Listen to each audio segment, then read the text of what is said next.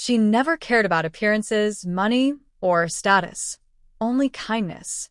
So, when Melissa married Daniel, a man bound to a wheelchair with a mysterious past, people whispered behind her back.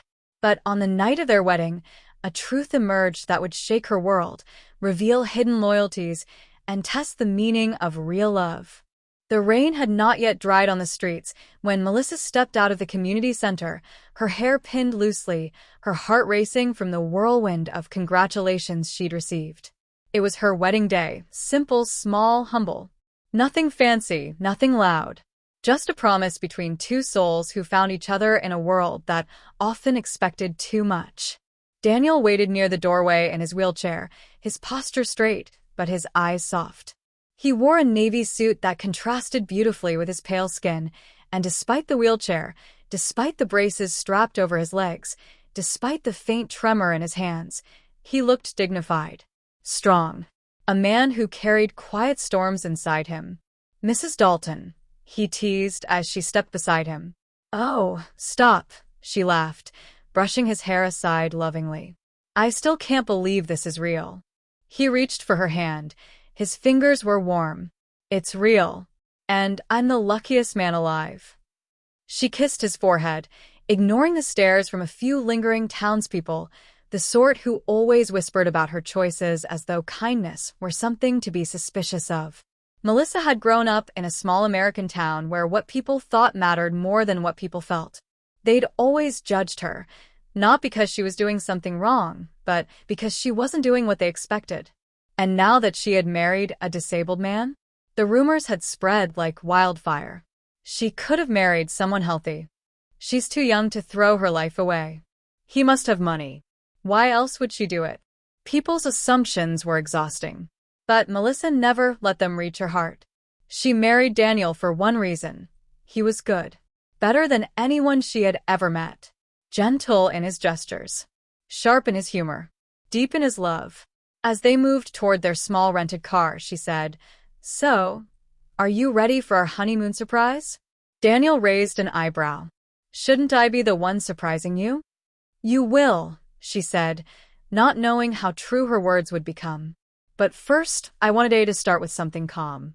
Something ours." She loaded his wheelchair into the back of the car and helped him into the passenger seat.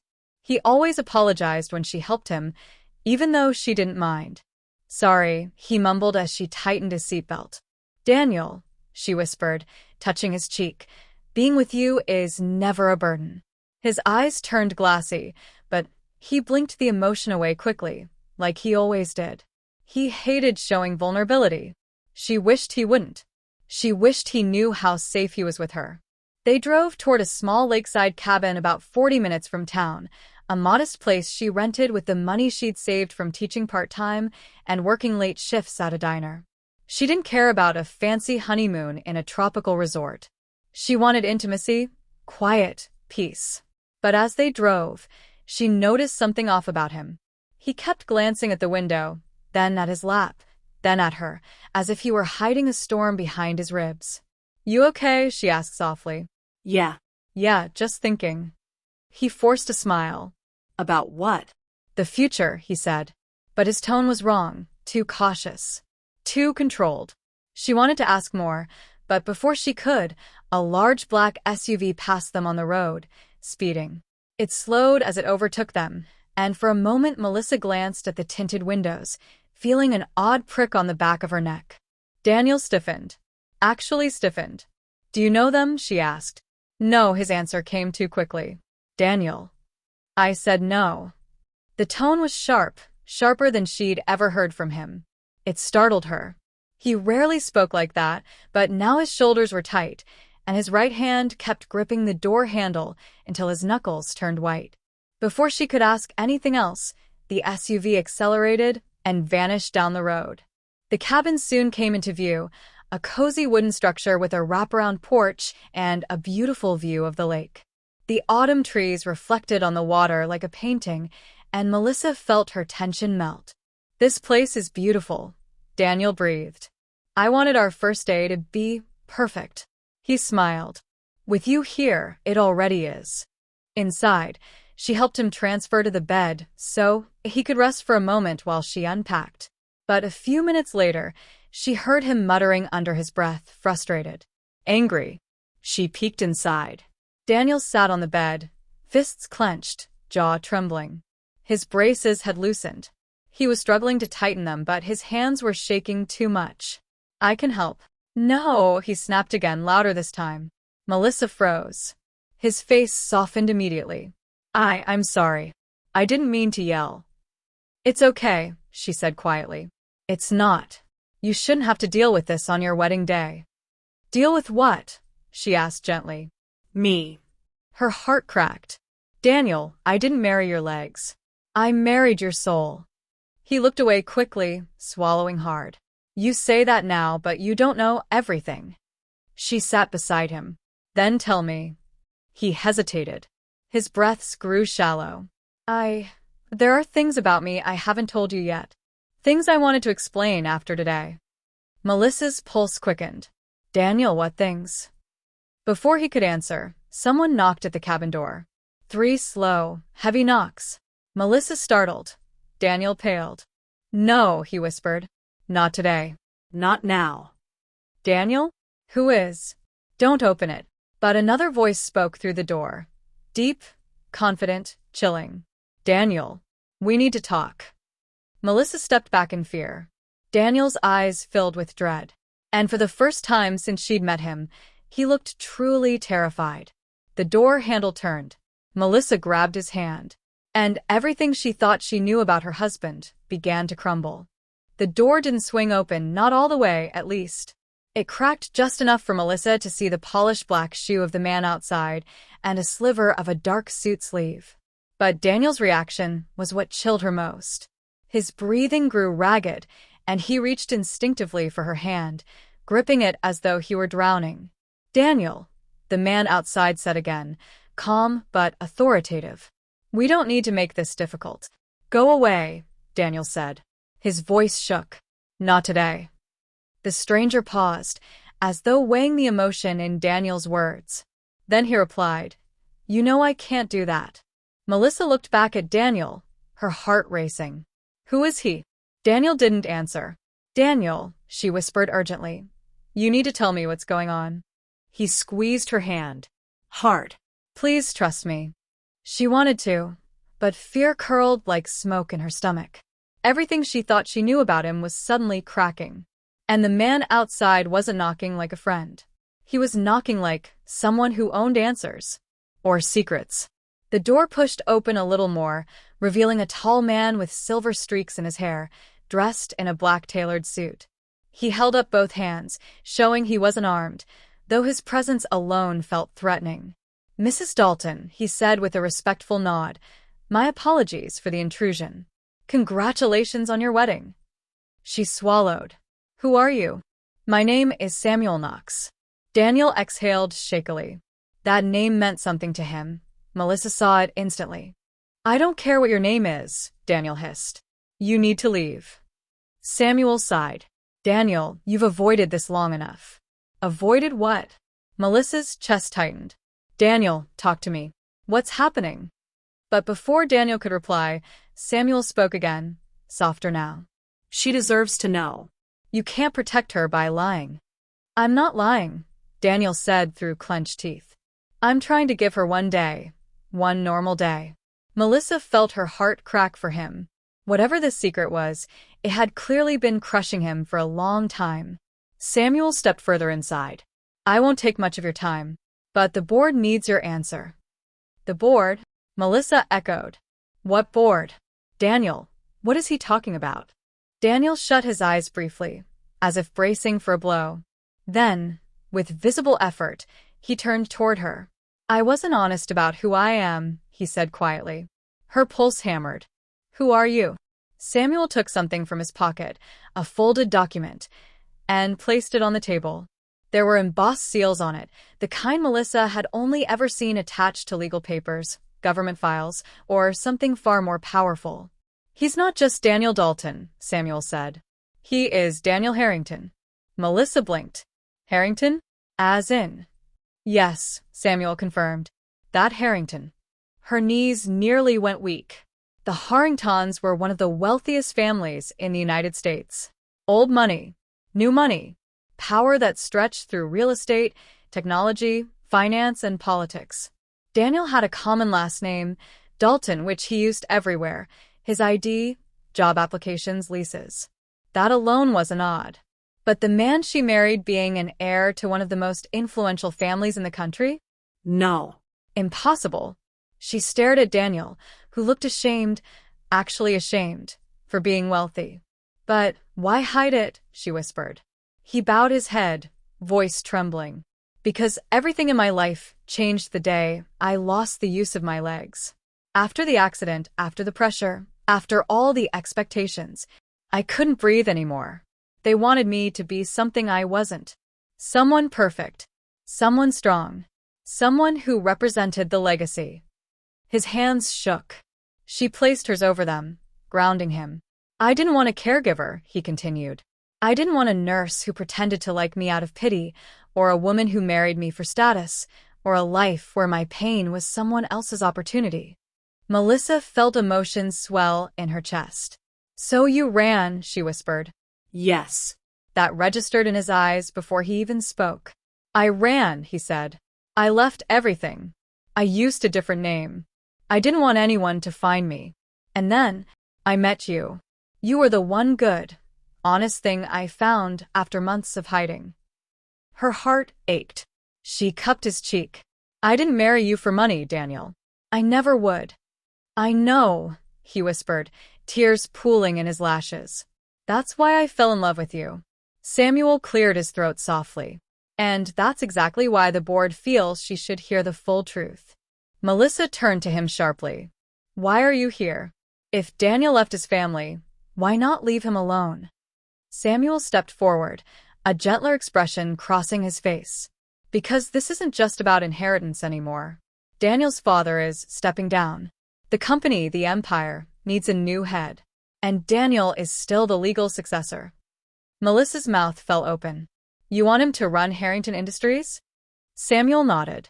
He grew up for it, trained for it, and regardless of his physical condition, his mind is unparalleled. Daniel scoffed bitterly. You didn't think that when I was shoved aside after the accident. Samuel's jaw tightened with guilt. The board was wrong. We were wrong. But your father, he wants to fix that. He's very ill, Daniel. This might be his last request. The weight in the room grew suffocating. And what if I say no? Daniel asked quietly. Samuel hesitated. Then the entire company will fall into the hands of. Let me guess, Daniel interrupted sharply. My half-brother. A flicker of unease crossed Samuel's eyes. That told Melissa everything she needed to know.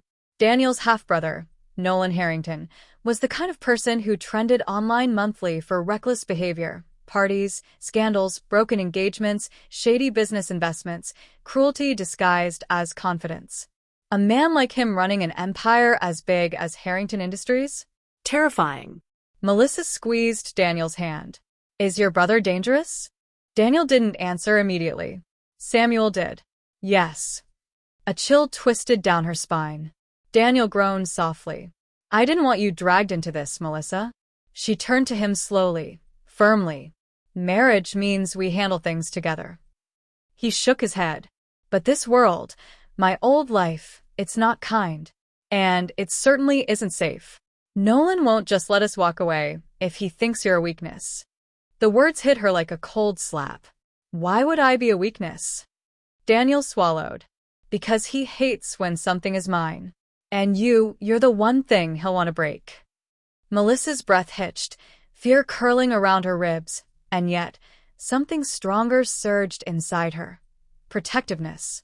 You should have told me, she whispered, not out of anger, but heartbreak. I wanted to, he said softly. 100 times.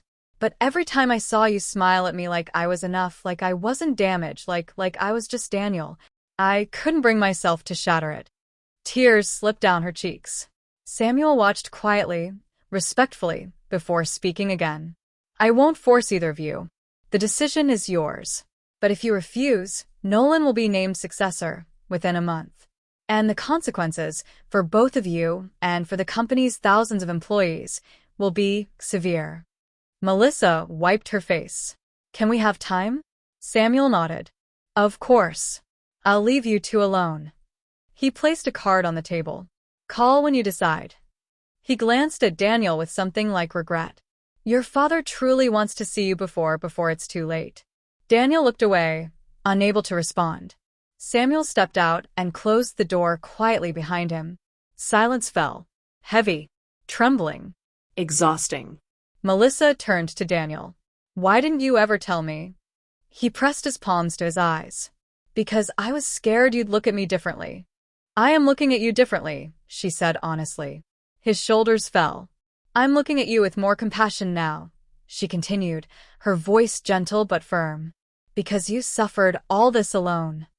He shook his head. I didn't want to burden you with. You're my husband, she whispered. There is no burden. There is only us. He broke. His face crumpled, tears spilling freely for the first time since she'd known him. She wrapped her arms around him, holding him close as he sobbed into her shoulder.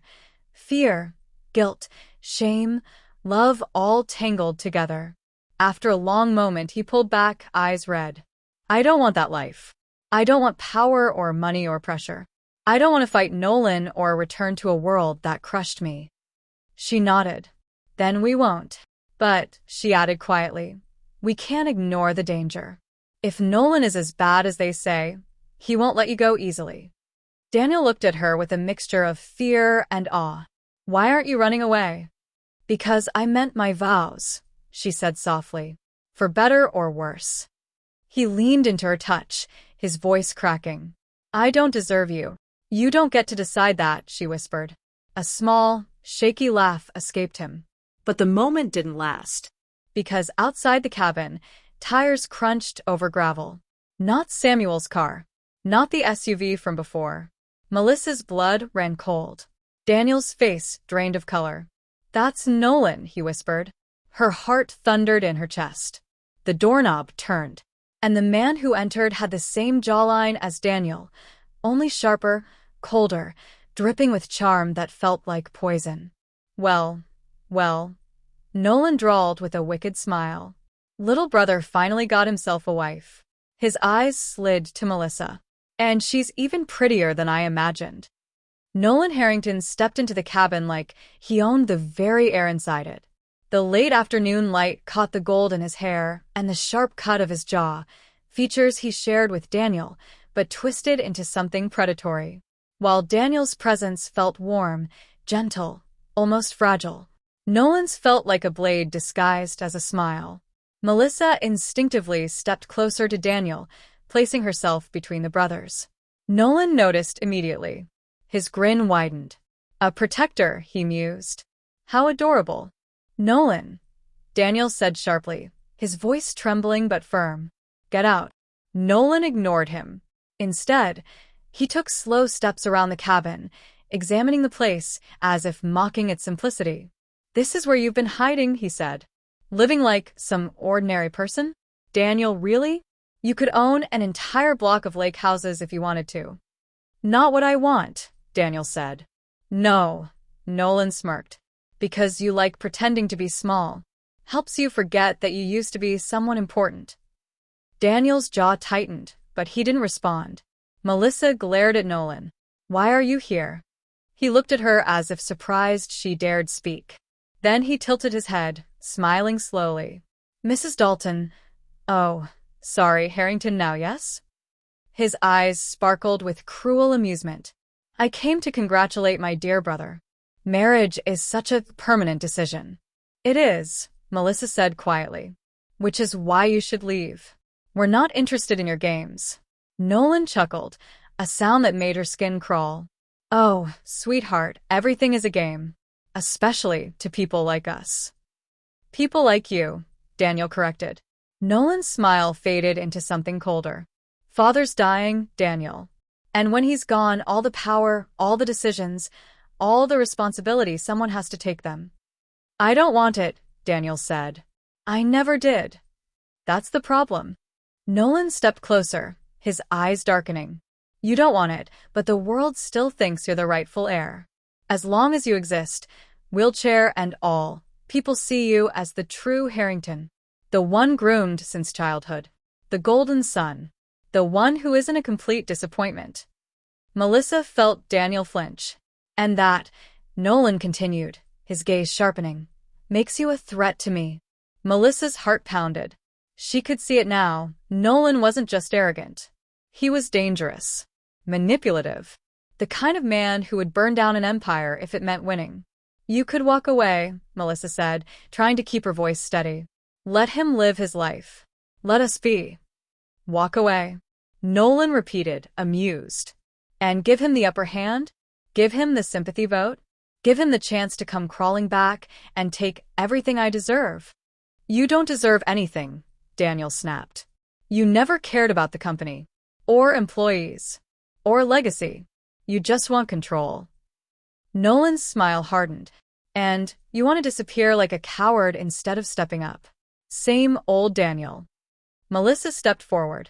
He doesn't owe you anything.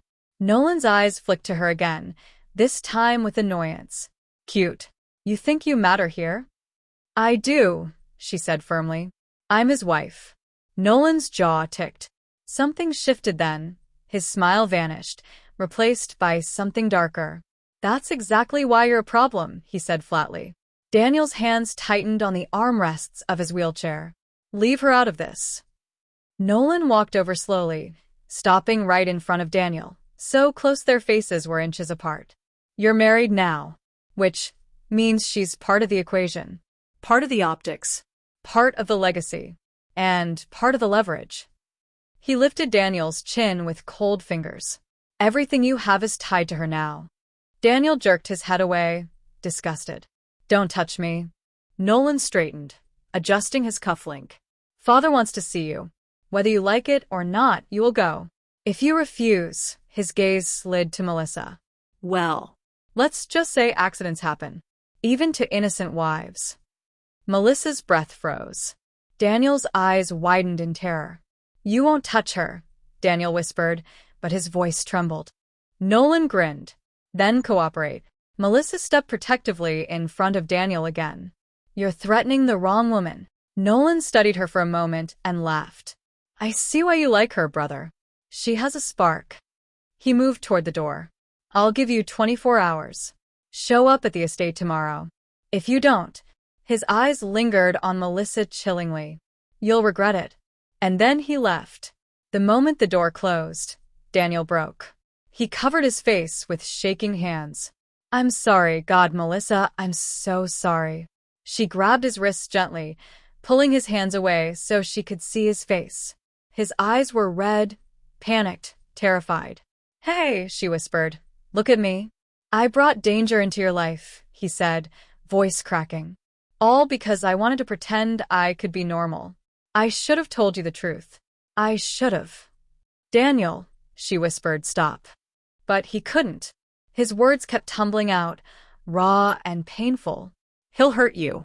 He'll hurt both of us. I should have never married you. I should have stayed alone.